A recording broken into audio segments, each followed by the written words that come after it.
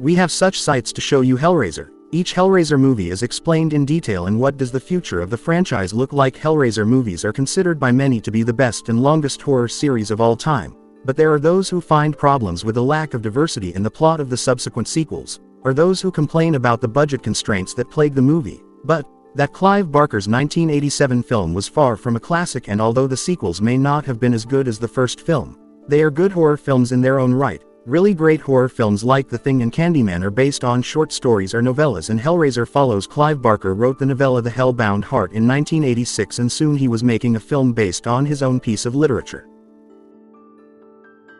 It was his revolutionary style of narration that made the characters of the film and the monsters so fascinating. Cenobites are demonic beings from another labyrinth-like hell realm. The Leviathan rules. Leviathan is the god of flesh and pleasure, and all Cenobites see flesh as an object of craft, something that should be worked on to create works of art, exists to serve their master and protect his labyrinth, which is undeniably similar to hell. The Cenobites can be considered demons, working at the behest of their leader named Pinhead. These demons travel through a portal or puzzle box between different territories in search of carnal pleasure.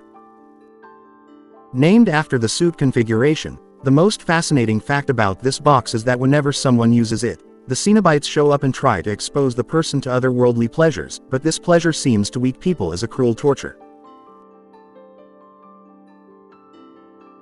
This paradoxical nature makes it difficult to conclude whether they are angelic or demonic. For example, they are angels for people who love sadomasochism, but they are demonic for others. But Pinhead likes to think that he is just a discoverer of different areas. Discoverer. He describes himself and his friends as explorers who are trying to discover new types of pleasure and pain, and they have reached such a stage of hedonism that pain and pleasure have become one and the same for them. But who punished the sinners? In the 10th film there were references to concepts such as the 10 Commandments and the end of the world. According to Clive Barker, if there is a man who contributed to the success of the franchise, it must be Doug Bradley, the man who played Pinhead in the first 8 films. His presence himself was a pull factor for viewers, so we dive deep into all 10 Hellraiser films to understand the plots and understand what makes these films cult classics. After saying that, we would also discuss the few red flags, which have popped up over time for people to get your toys and enter your red rooms, because we are going to have a fucking sadomasochistic thrill ride. Before going into our explanation, we have a very small request. If you like our content, please support us by subscribing to our channel.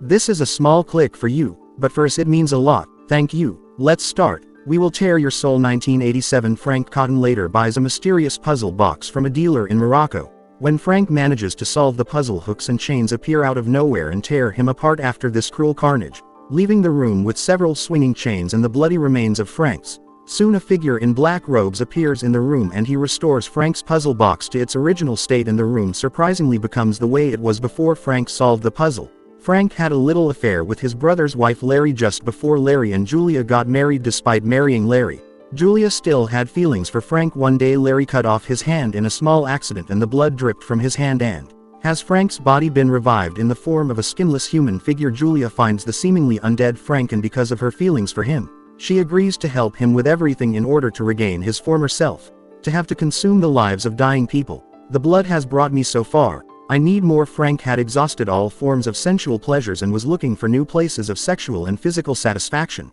To achieve this he sought the help of the puzzle box, in which one could experience extreme carnal pleasures. When the mystery is solved, demonic beings called Cenobites appear. Julia picks up men from bars and takes them to her house, so that Frank, after mortally wounding them by stabbing them, Frank sinks his hand into the wounds of the dying men to rejuvenate. This continues until Larry's daughter Kirsty suspects Julia and she spies. She follows Julia and takes a man to the attic to feed Frank and interrupts him. Frank tries to attack Kirsty, but she manages to escape with the riddle, but she soon breaks down and wakes up in a hospital, where she solves the riddle. Of course, several Cenobites appear and a demonic creature named Engineer, the Cenobite leader named Pinhead, tells Kirsty that they are simply explorers from another dimension, who are looking for new forms of physical pleasure and can no longer distinguish between pain and pleasure. When they try to return Kirsty to their realm, she tells them that Frank escaped. Kirsty tried to exchange Frank for her safety from the Cenobites, during which Frank killed Larry and wears Larry's skin.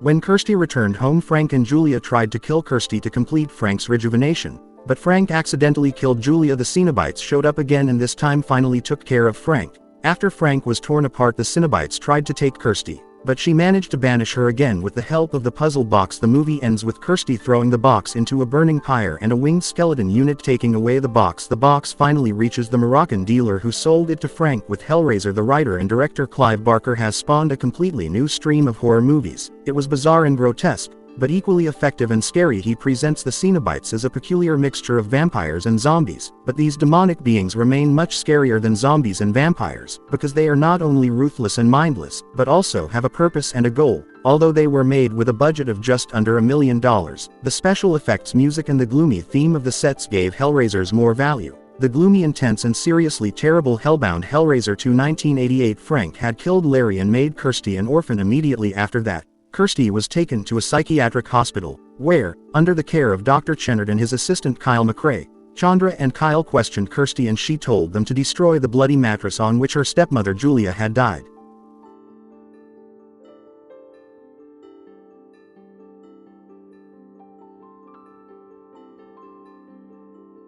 You have to destroy this mattress without Kirsty knowing, Dr. Channard. After hearing Kirsty's story, he brings the mattress home and asks a mentally ill patient to lie down on it and slit himself with a razor. When the patient's blood touched the mattress, Julia appeared in a skinless body from the dead. Kyle did not believe Kirsty's story and investigated the claims she made. He happened to witness the entire episode of Julia's resurrection, but was smart and fast enough to escape the scene. Julia seduces Channard and he agrees to what to bring.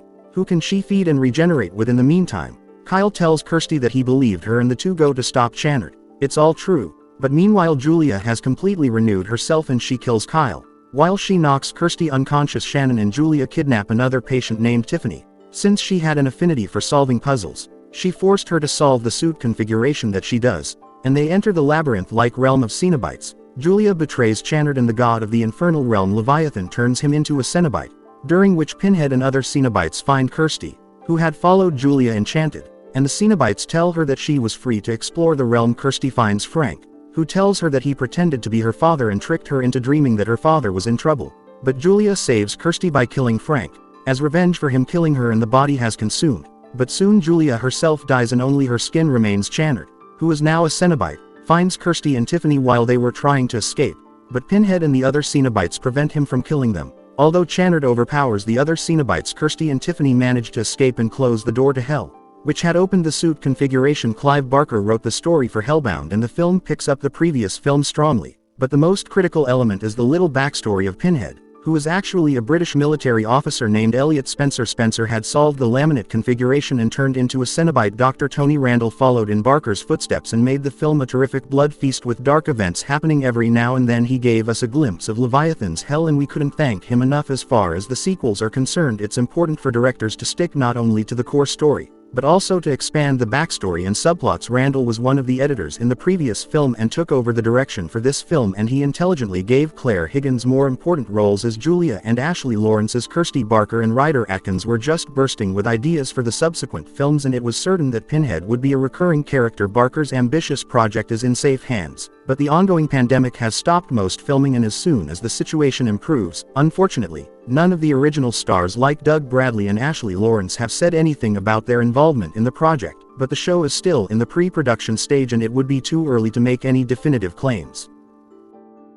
We are just glad that Barker has continued where he left off, and if you liked our content, don't forget to leave a like and subscribe to us. If you don't have a good one yet and are safe, thanks to everyone.